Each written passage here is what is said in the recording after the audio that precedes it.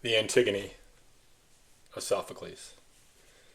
Characters: Antigone, Ismene, Creon, Haemon, engaged to Antigone, son of the king of Thebes, Eurydice, Tiresias, the sentry, and a chorus of Theban elders. The scene is before the palace of Creon. The time is the dawn of the day after the repulse of the Argive army from the assault on Thebes. Ismene, dear sister, you would think that we had already suffered enough for the curse on Oedipus. I can't imagine any grief that you and I have not gone through. And now, have they told you of the new decree of our king Creon? I have heard nothing. I know that 2 sisters lost 2 brothers, a double death in a single hour, and I know that the Argive army fled in the night, but beyond this I know nothing. I thought so, and that is why I wanted you to come here and speak with me. There is something we must do. Why do you speak so strangely? Listen, Ismene. Creon has buried our brother Eteocles with military honors.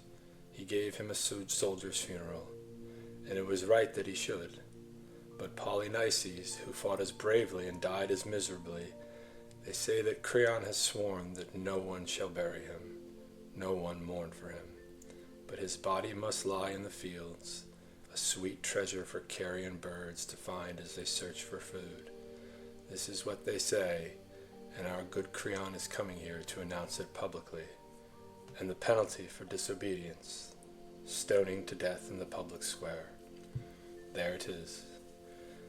And now you can prove what you are, a true sister or a traitor to your family. Antigone, you are mad. What could I possibly do? You must decide whether you will help me or not. I do not understand. Help you in what?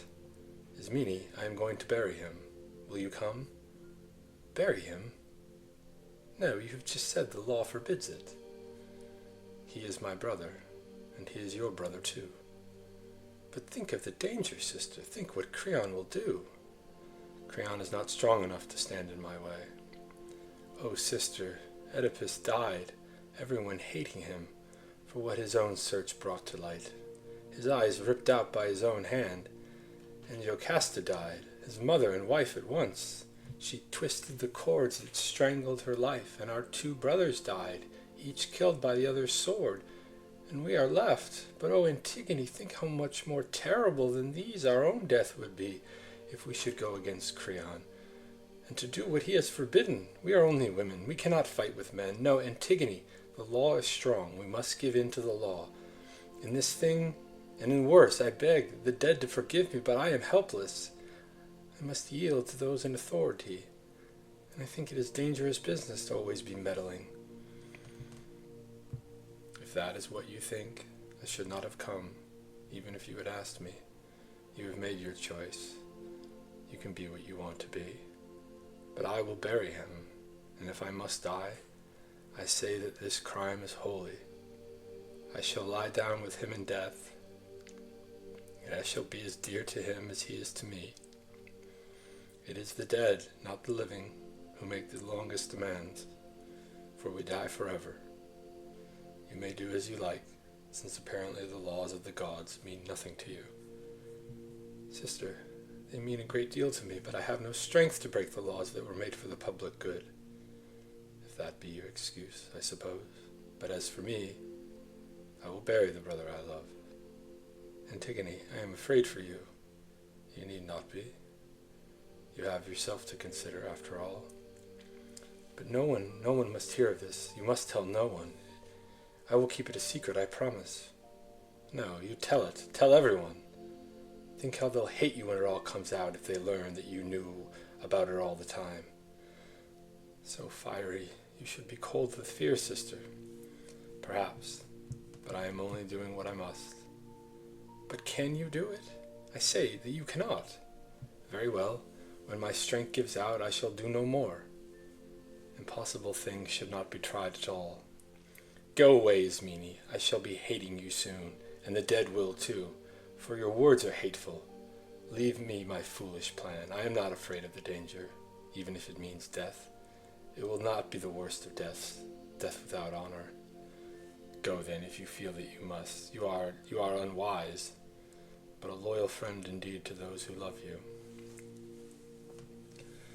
Antigone and Ismene exit. The chorus enters and sings. Now the long blade of the sun, lying level east to west, touches with glory Thebes of the seven gates.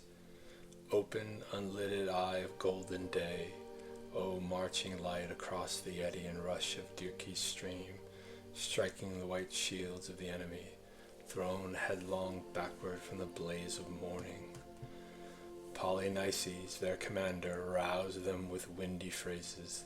He, the wild eagle screaming, insults above our land, his wings their shields of snow, his crest their marshalled helms. Against our seven gates in a yawning ring, the famished spears came onward in the night. But before his jaws were satiated with our blood, or pine fire took the garlands of our towers, he was thrown back. And as he turned, great Thebes, no tender victim for his noisy power, rose like a dragon behind him, shouting war. For God hates utterly the bray of bragging tongues, and when he beheld their smiling, their swagger of golden helms, the frown of his thunder blasted their first man from our walls. We heard his shout of triumph high in the air, turned to a scream. Far out in a flaming arc he fell with his windy torch, and the earth struck him, and others storming in fury no less than his found the shock of death in the dusty joy of battle. 7 captains at 7 gates yielded their clanging arms to the god that bends the battle line and breaks it. These 2 only, brothers in blood, face to face in matchless rage, mirroring each other, clashed in long combat. But now in the beautiful morning of victory, let Thebes of the many chariots sing for joy. With hearts for dancing we'll take leave of war. Our temple shall be sweet with hymns of praise, and the long night shall echo with our chorus. But now at last our new king is coming, Creon of Thebes, Meneucus' son, in this auspicious dawn of his reign.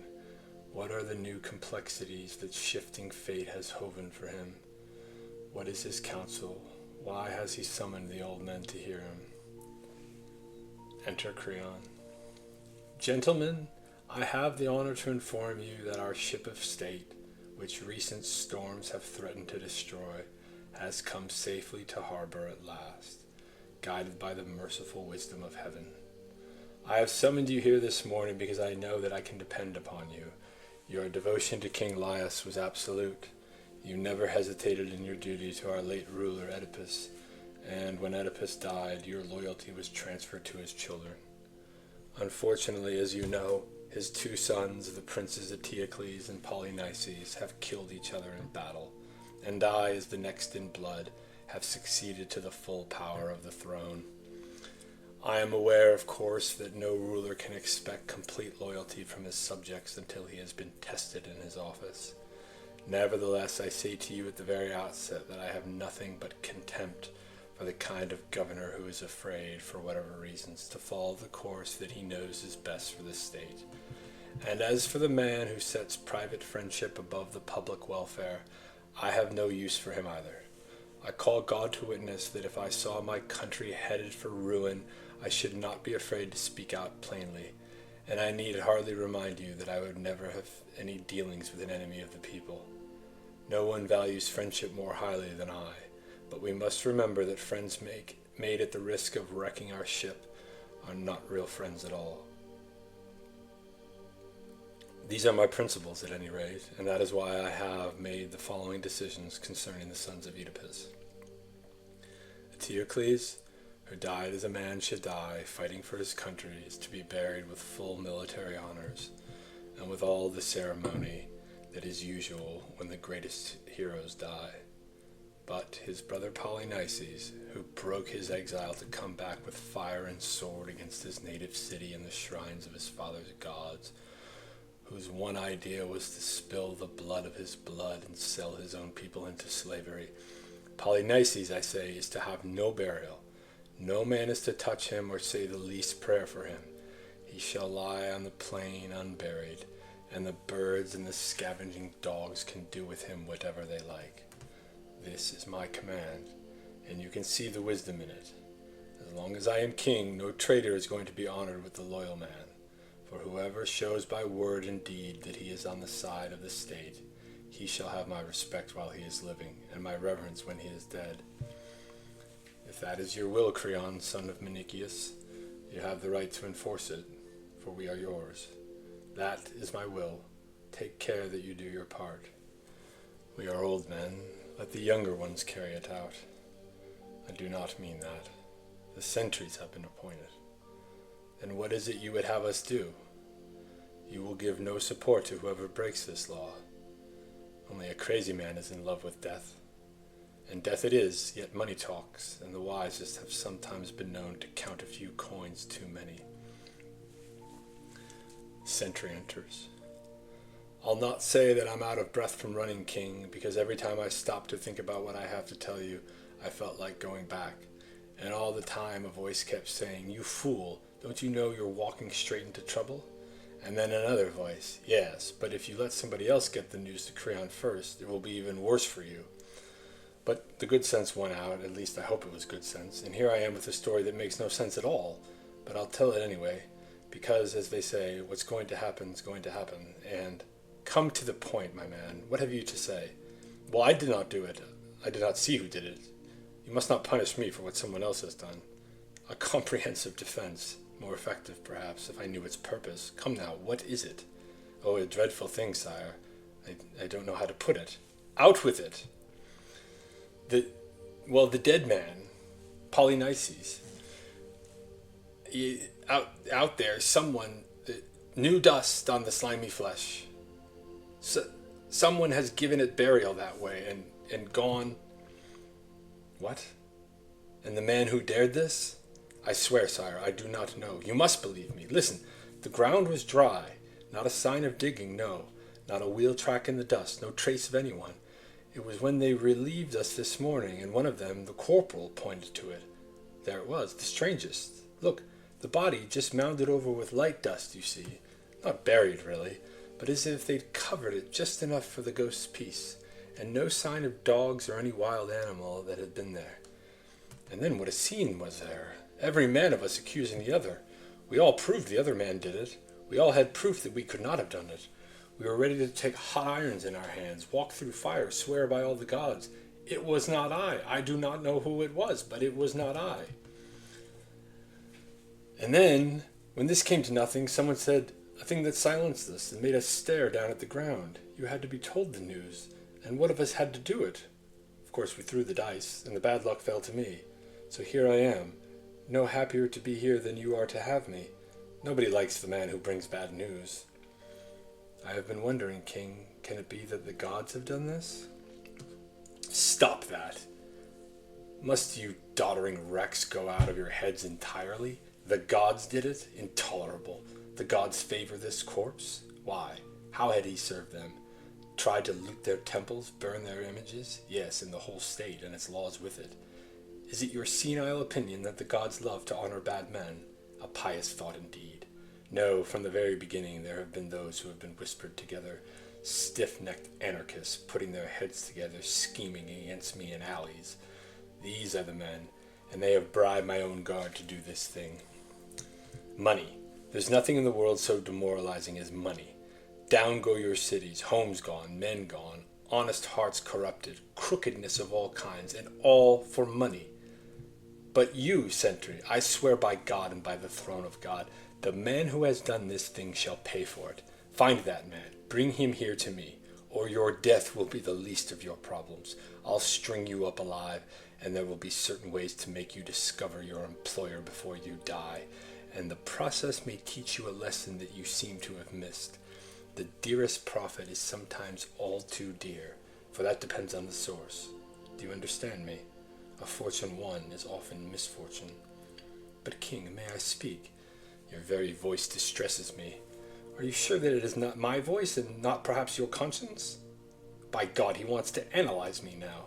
It is not what I say, but what has been done that hurts you. You talk too much. It may be, but I've done nothing. You've sold your soul for some silver, that's all you've done. How dreadful it is when the right judge wrong. Your figures of speech may entertain you now, but unless you bring me the man, you will get little profit from them in the end. Creon exits. Bring me the man. I'd like nothing better than bringing him the man. But bring him or not, you have seen the last of me here. At any rate, I am not safe. The chorus sings. Numberless are the world's wonders, but none more wonderful than man. The storm-gray sea yields to his prows, the huge crests bear him high. Earth, holy and inexhaustible, is graven with shining furrows where his plows have gone, year after year, the timeless labor of stallions. The light-boned birds and beasts that cling to cover, the little fish lighting their reaches of dim water, all are taken, tamed in the net of his mind. The lion on the hill, the wild horse, windy-maned, resigned to him, and his blunt yoke has broken the sultry shoulders of the mountain bull. Words also, and thought as rapid as air, he fashions to his good use. Statecraft is his, and his the skill that deflects the arrows of snow, the spears of winter rain. From every wind he has made himself secure, from all but one. In the late wind of death he cannot stand. O clear intelligence, force beyond all measure, O fate of man, working both good and evil. When the laws are kept, how proudly his city stands. When the laws are broken, what of his city then? Never may the anarchic man find rest at my hearth. Never be it said that my thoughts are his thoughts. The sentry enters, leading Antigone. What does this mean? Surely this captive woman is the Princess Antigone. Why should she be taken? Here is the one who did it. We caught her in the very act of burying him. Where is Creon? Just coming from the house now. Creon enters. What has happened? Why have you come back so soon? O king, a man should never be too sure of anything. I have sworn that you would not see me here again, for your anger frightened me so, and the things you threatened me with. But how could I tell then that I'd be able to solve the case so soon? No dice throwing this time. I was only too glad to come. Here is the woman. She is the guilty one. We found her trying to bury him. Take her then. Question her. Judge her as you will. I am through with the whole thing now, and glad of it. But this is Antigone. Why have you brought her here? She was burying him, I tell you. Is this the truth? I saw her with my own eyes. Can I say more? The details. Come, tell me quickly. Well, it was like this. After those terrible threats of yours, king, we went back and brushed the dust away from the body. The flesh was soft by now and stinking, and we sat on a hill to windward and kept guard. No napping this time, you see. We kept each other awake, but nothing happened until the white round sun whirled in the center of the round sky over us all. Then suddenly a storm of dust roared up from the earth, and the sky went out. The plain vanished with all its trees in the stinging dark. We closed our eyes and endured it. The whirlwind lasted a long time, but it passed. And when we looked, there was Antigone. I have seen a mother bird come back to a stripped nest, heard her crying bitterly a broken note or two for the young ones stolen. Just so, when this girl found the bare corpse and all her love's work wasted, she wept and cried on heaven to damn the hands that had done this thing. And then she brought forth more dust and sprinkled wine 3 times for her brother's ghost. We ran and took her at once.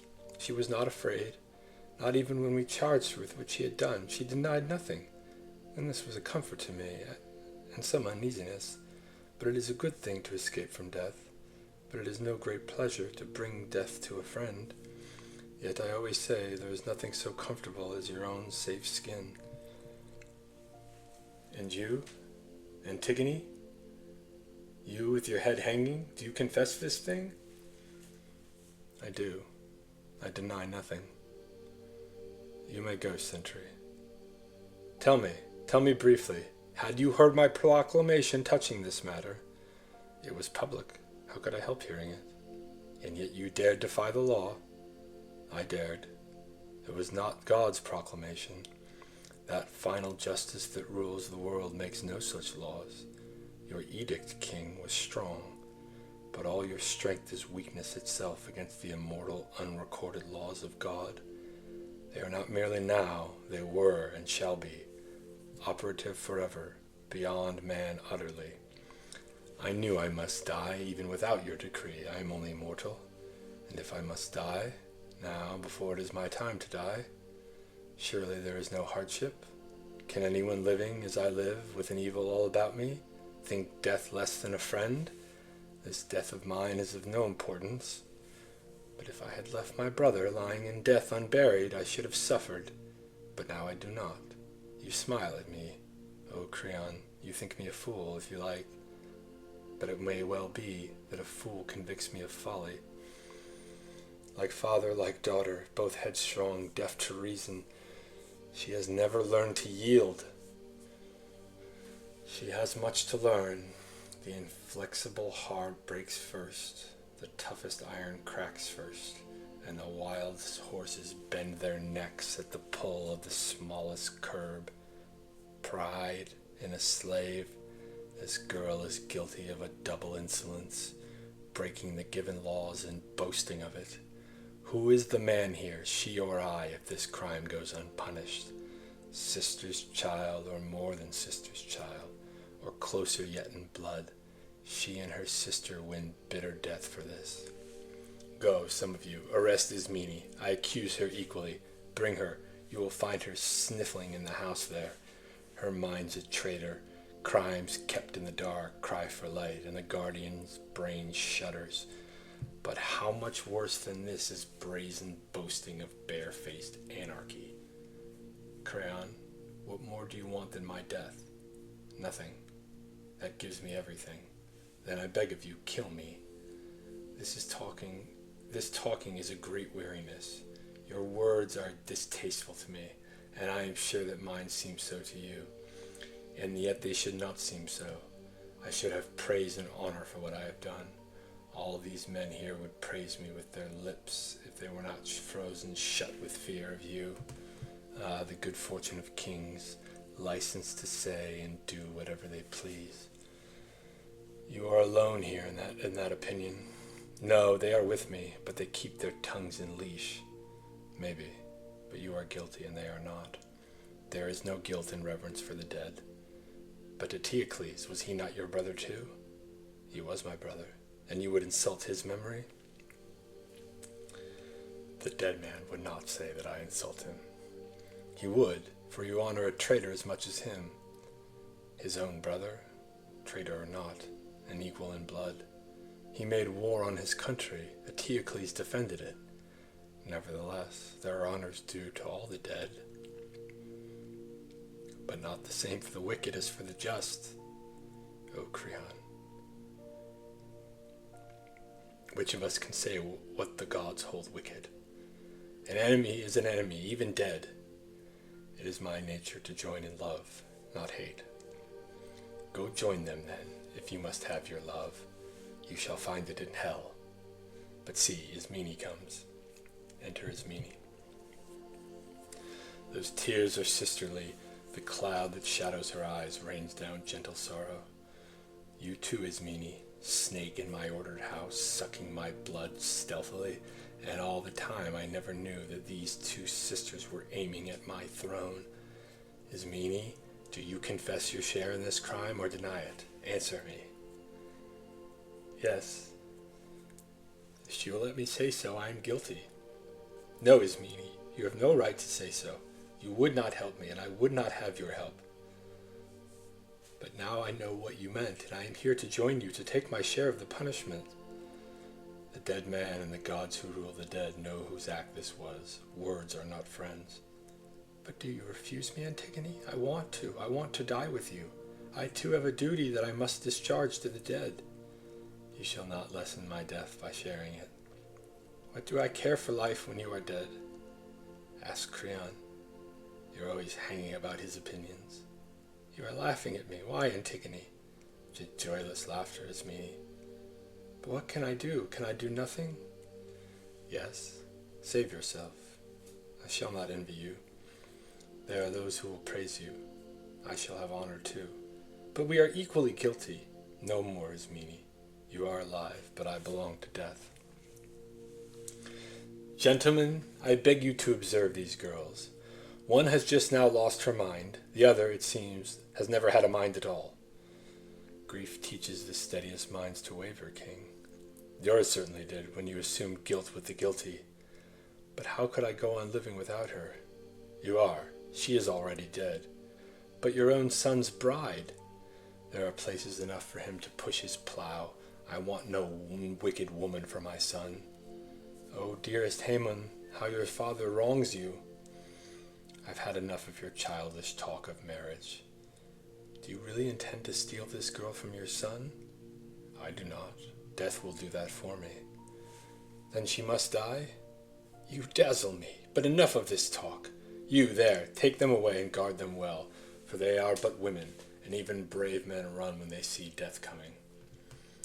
Ismene, Antigone, and the guards exit. The chorus sings. Fortunate is the man who has never tasted God's vengeance. For once, when the anger of heaven has struck, that house is shaken forever. Damnation rises behind each child like a wave cresting out of the black northeast, when the long darkness under sea roars up and bursts, drumming death upon the wind-whipped sand. I have seen this gathering sorrow from time long past loom upon Oedipus's children, generation from generation, takes the compulsive rage of the enemy god. So lately this last flower of Oedipus's line drank the sunlight, but now a passionate word and a handful of dust have closed up all its beauty. What mortal arrogance transcends the wrath of Zeus? Sleep cannot lull him, nor the effortless long months of the timeless gods. But he is young forever, and his house is the shining day of high Olympus. All that is and shall be, all the past is his. No pride on earth is free of the curse of heaven. The straying dreams of men may bring them ghosts of joy, but as they drowse, the waking embers burn them, or when they walk with fixed eyes as blind men walk, the ancient wisdom speaks for our own time. Fate works most for woe, with folly's fairest show.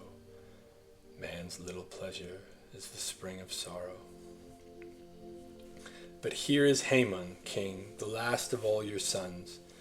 Is it grief for Antigone that brings him here, and bitterness at being robbed of his bride? Haemon enters. We shall soon see, and no need of diviners. My son, you have heard my final judgment on that girl.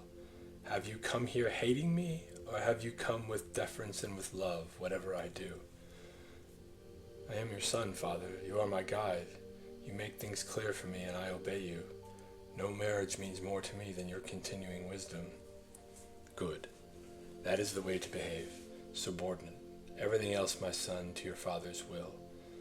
This is what a man prays for, that he may get sons attentive and dutiful in his house, each one hating his father's enemies, honoring his father's friends. But if his sons fail him, if they turn out unprofitably, what has he fathered but trouble for himself, and amusement for the malicious? So you are right, not to lose your head over this woman. Your pleasure with her would soon grow cold, Haemon, and then you'd have a hellcat in bed and elsewhere. Let her find her husband in hell. Of all the people in this city, only she has had contempt for my law and broken it. Do you want me to show myself weak before the people? Or to break my sword word? No, and I will not, for the woman dies, and I suppose she'll plead family ties. Well, let her. If I permit my own family to rebel, how shall I earn the world's obedience? Show me the man who keeps his house in hand, his fit for public authority. I'll have no dealings with lawbreakers, critics of the government, Whoever is chosen to govern should be obeyed, must be obeyed, in all things, great and small, just and unjust. O Haman, the man who knows how to obey, and that man only, knows how to give commands when the time comes. You can depend on him, no matter how fast the spear comes. He's a good soldier, he'll stick it out. Anarchy, anarchy, show me a greater evil. This is why cities tumble and the great houses rain down. This is what scatters armies. Good lives are made so by discipline. We keep the laws then and the lawmakers, and no woman shall seduce us. If we must lose, let's lose to a man at least. Is a woman stronger than we? Unless the time has rusted my wits, what you say, king, is said with point and dignity. But father, reason is God's crowning gift to man, and you are right to warn me against losing mine.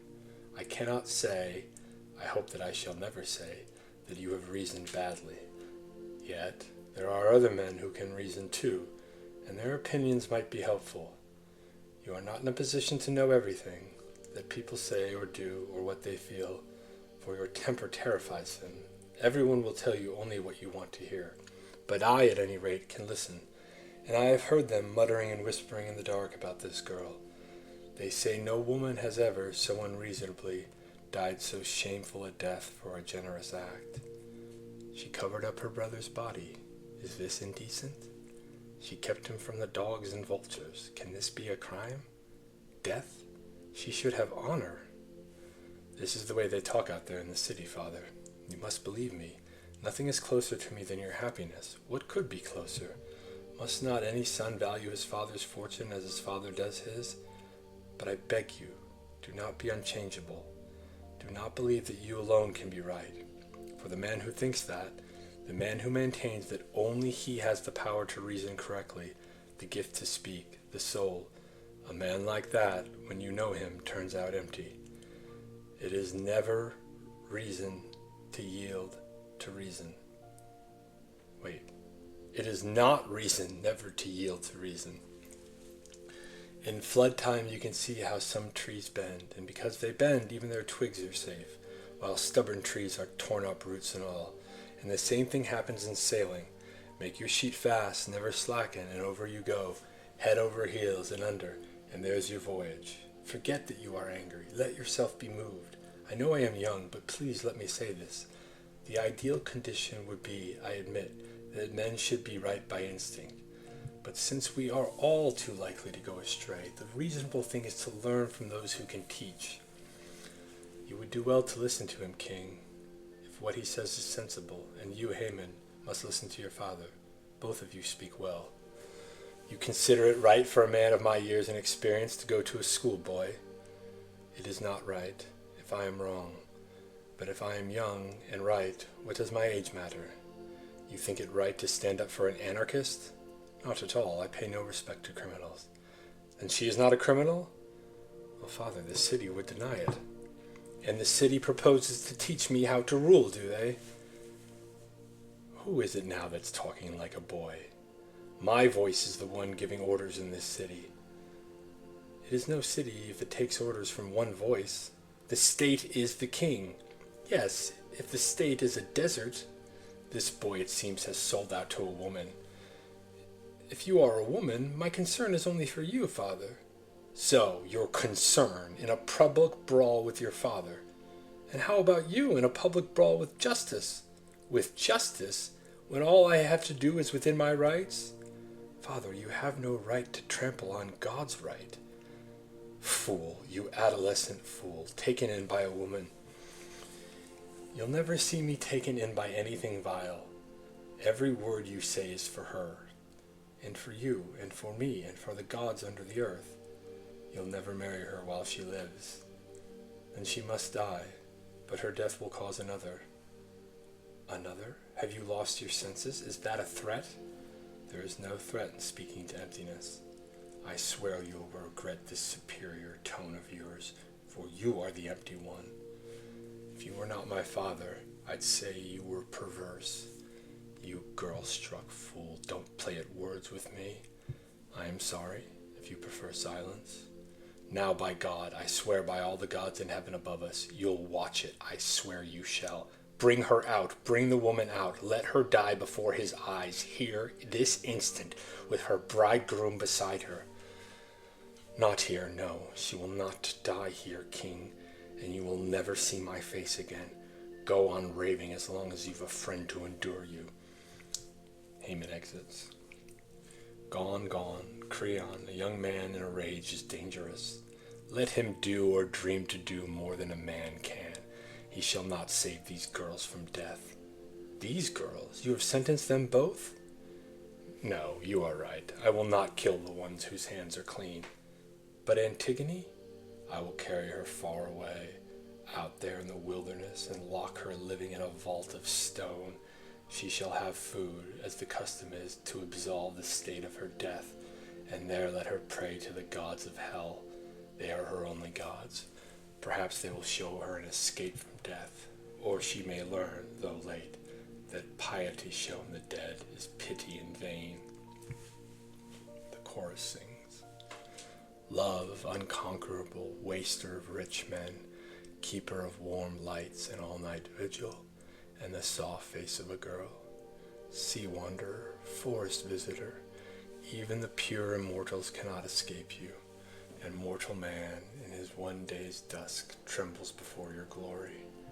Surely you swerve upon ruin, the just man's consenting heart, as here you have made bright anger strike between father and son, but none has conquered but love, a girl's glance working the will of heaven, pleasure to her alone who mocks us, merciless Aphrodite. Antigone enters, guarded. But I can no longer stand in all of this, nor seeing what I see keep back my tears. Here is Antigone passing to that chamber where all find sleep at last. Look upon me, friends, and pity me, turning back at the night's edge to say goodbye to the sun that shines for me no longer. Now sleepy death summons me down to Acheron, that cold shore. There is no bride song there, nor any music. Yet not unpraised, not without a kind of honor, you walk at last into the underworld, untouched by sickness, broken by no sword. What woman has ever found your way to death?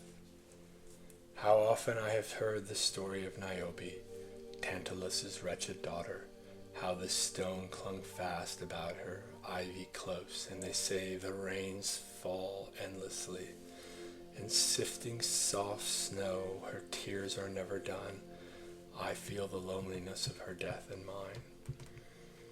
But she was born of heaven, and you are woman born. If her death is yours, a mortal woman's, is this not for you glory in our world and in the world beyond? You laugh at me. Oh, friends, can you not wait until I am dead? O Thebes, O men many charioted in love with fortune, dear springs of Dirce, sacred Theban grove, be witness for me, denied all pity, unjustly judged, and think a word of love for her whose path turns under dark earth, where there are no more tears. You have passed beyond human daring and come at last into a place of stone where justice sits. I cannot tell what shape of your father's guilt appears in this. You have touched it at last, that bridal bed, unspeakable horror of son and mother mingling, their crime, infection of all our family. O Oedipus, brother and father, your marriage strikes from the grave to murder mine. I have been a stranger here in my own land all my life. The blasphemy of my birth has followed me. Reverence is a virtue, but strength lives in established law. That must prevail. You have made your choice. Your death is the doing of your conscious hand. Then let me go, since all your words are bitter, and the very light of the sun is cold to me. Lead me to my vigil, where I must have neither love nor lamentation, no song, but silence. Creon interrupts. If dirges and planned lamentations could put off death, men would be singing forever. Take her, go, you know the orders. Take her to the vault and leave her there alone. And if she lives or dies, that's her affair, not ours. Our hands are clean. O tomb, vaulted bride bed and eternal rock, soon I shall be with my own again, where Persephone welcomes the thin ghosts underground. I shall see my father again, and you, mother, and dearest Polynices, dearest indeed to me, since it was my hand that washed him clean and poured the ritual wine, and my reward is death before my time. And yet, as men's hearts know, I have done no wrong. I have not sinned before God, or if I have, I shall know the truth in death. But if the guilt lies upon Creon who judged me, then I pray, may his punishment equal my own. O passionate heart, unyielding, tormented still by the same winds, her guards shall have good cause to regret their delaying. That voice is like the voice of death. I can give you no reason to think you are mistaken. Thebes, and you, my father's gods and rulers of Thebes, you see me now, the last unhappy daughter of a line of kings, your kings led away to death. You will remember what things I suffer, and at what men's hands, because I would not transgress the laws of heaven. Come, let us wait no longer. The chorus sings. All Danae's beauty was locked away in a brazen cell where the sunlight could not come.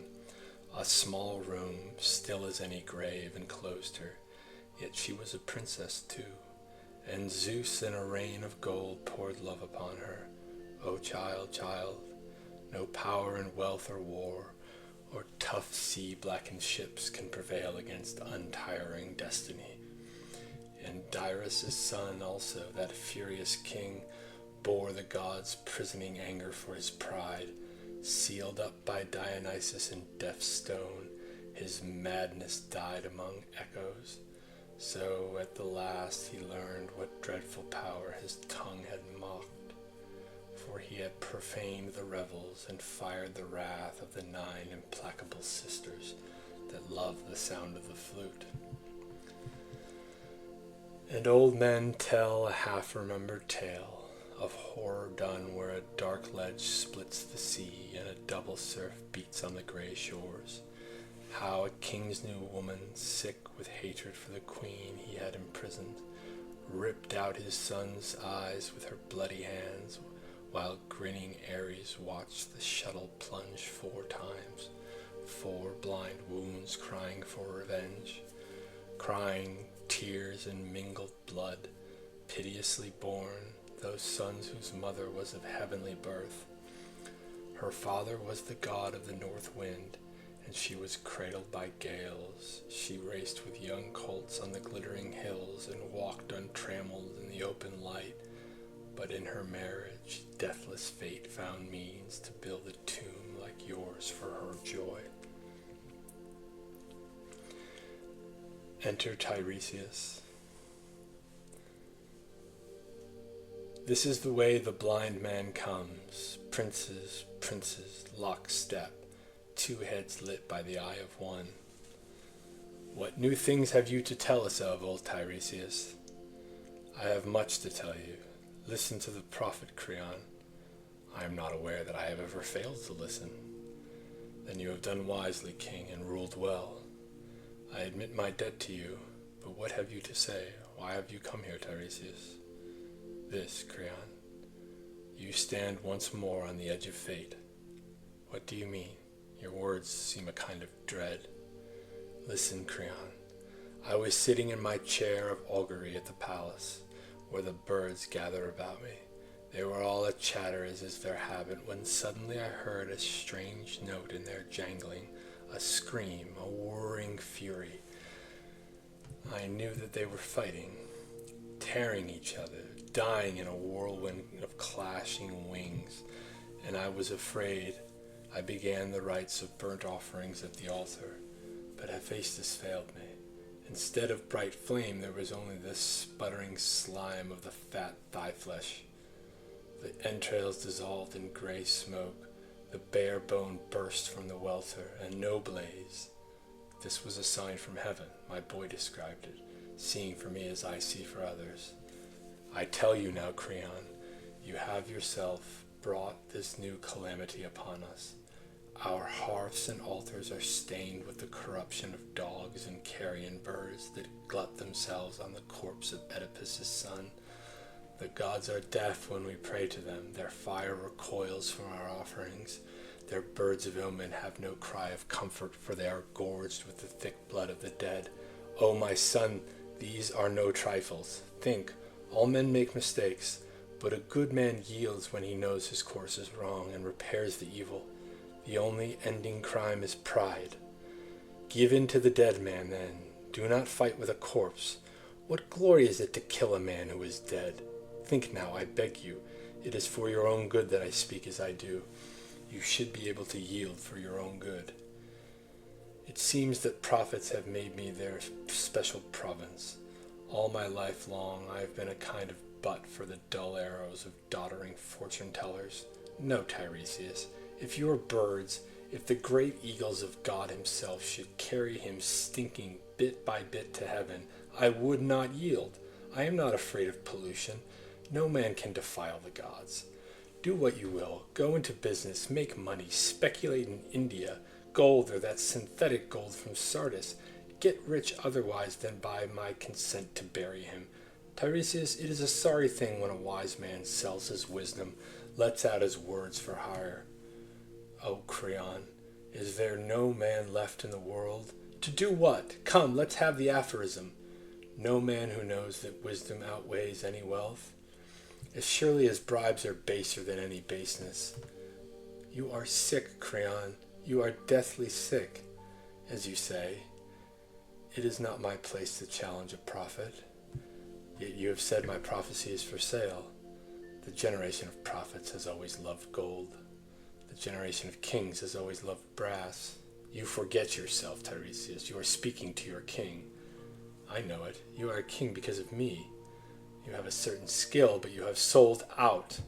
King, you will drive me to words that... Say them. Say your words. Only remember, I will not pay you for them. No, you will find them costly indeed. No doubt. Speak. Whatever you say, you will not change my will. Then take this and take it to heart. The time is not far off when you shall pay back corpse for corpse, flesh of your own flesh. You have thrust the child of this world into living night. You have kept from the gods below the child that is theirs. The one in a grave before her death, the other, dead, denied the grave. This is your crime, and the furies and the dark gods of hell are swift with terrible punishment for you. Do you want to buy me now, Creon? Not many days, and your house will be full of men and women weeping, and curses will be hurled at you from afar, for cities grieving for their unburied sons left to rot before the walls of Thebes. These are my arrows, Creon. They are all for you. But, boy, come here. Lead me home. Let him waste his fine anger upon younger men. Maybe he will learn at last to control a wiser tongue and a better head. Tiresias exits. The old man has gone, king, but his words remain to plague us. I am old too, but I cannot remember that he was ever false. That is true, and it does trouble me. But it is hard to give in, but it is worse to risk everything for stubborn pride. Creon, take my advice. What would you have me do? Go, quickly, free Antigone from her vault, and build a tomb for the body of Polynices. You would have me do that? Creon, yes, and it must be done at once. God moves swiftly to cancel the folly of a stubborn man.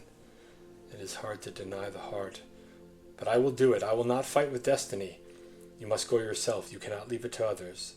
I will go. Bring axes, servants. Come with me to the tomb. I buried her. I will set her free. Oh, quickly. My mind misgives. The laws of the gods are mighty, and a man must serve them to the last day of his life.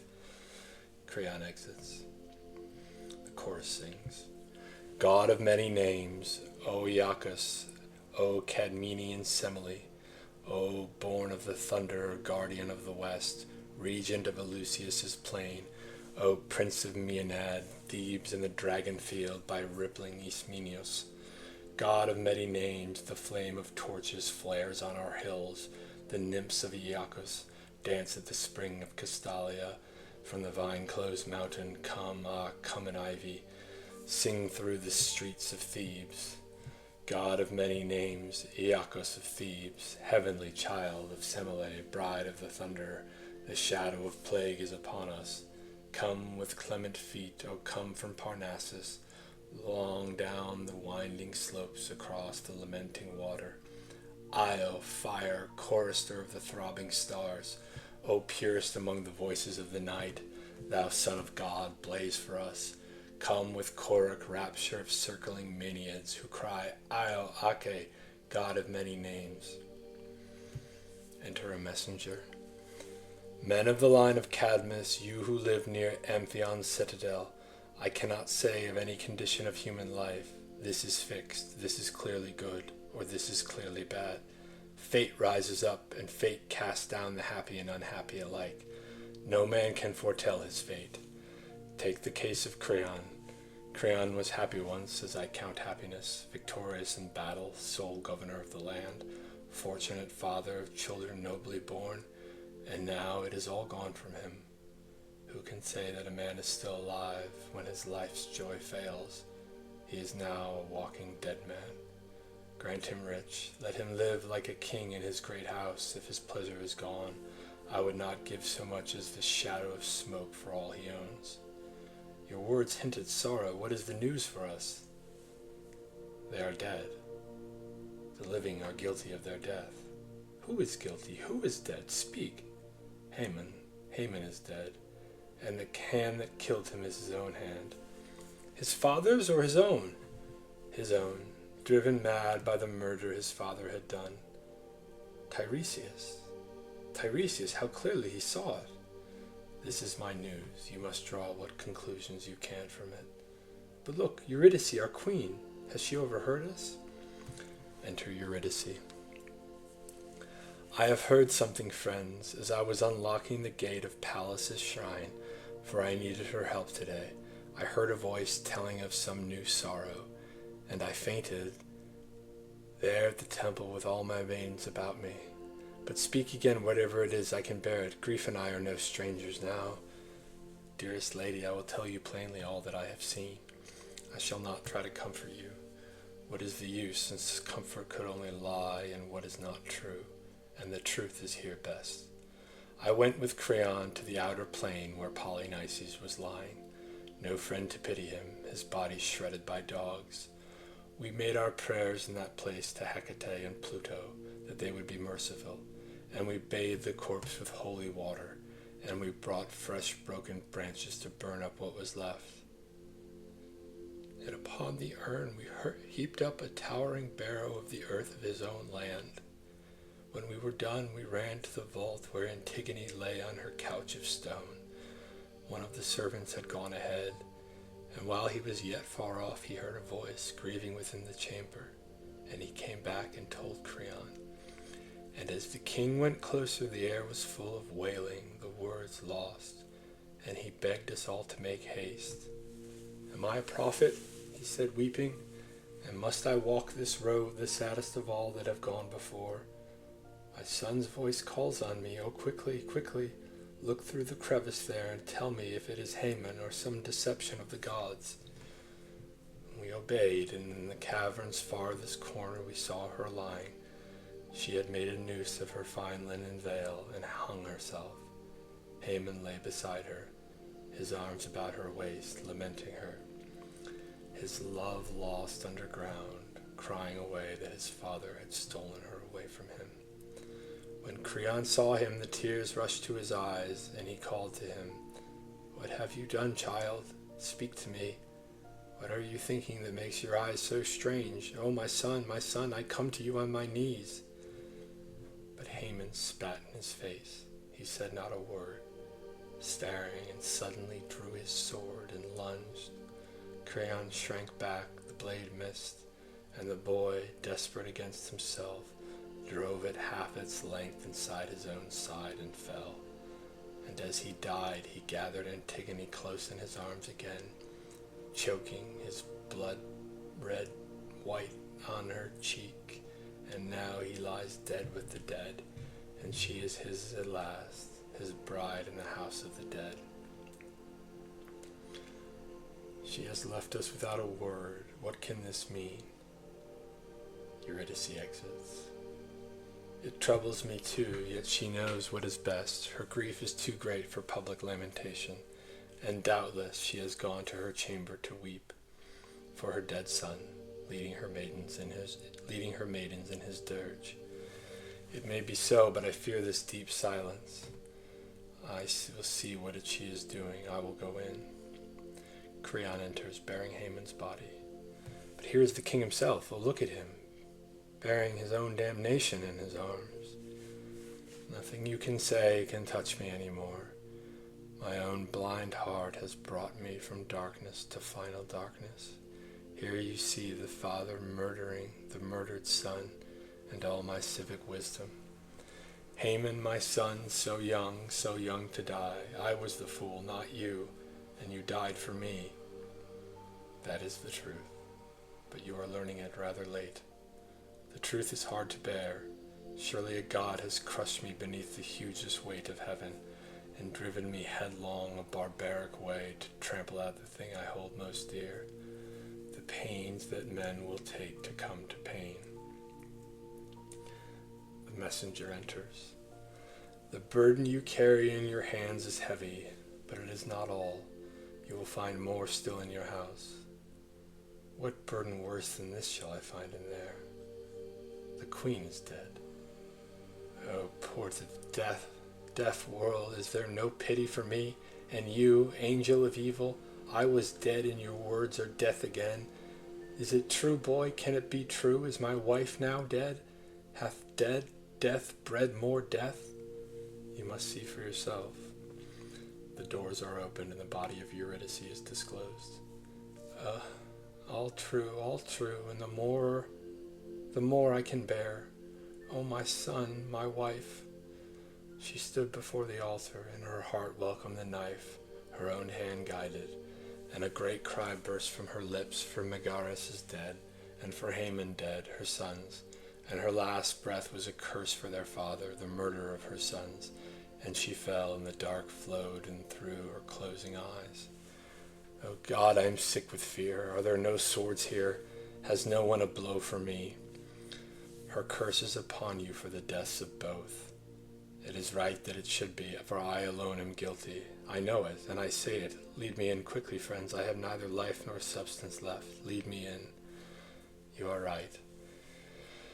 If there can be right in so much wrong, the briefest way is best in a world of sorrow. Let it come, let death come quickly and be kind to me. I would never see the sun again. All that will come when it will, but we, meanwhile, have much to do.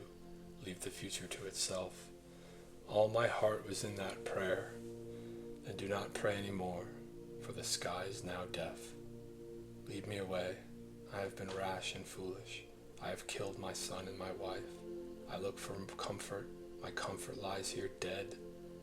Whatever my hands have touched has come to nothing. Fate has brought all of my pride to a thought of dust. The chorus sings the final ode. There is no happiness when there is no wisdom but in submission to the gods. Big words are always punished, and proud men in old age learn to be wise. The end.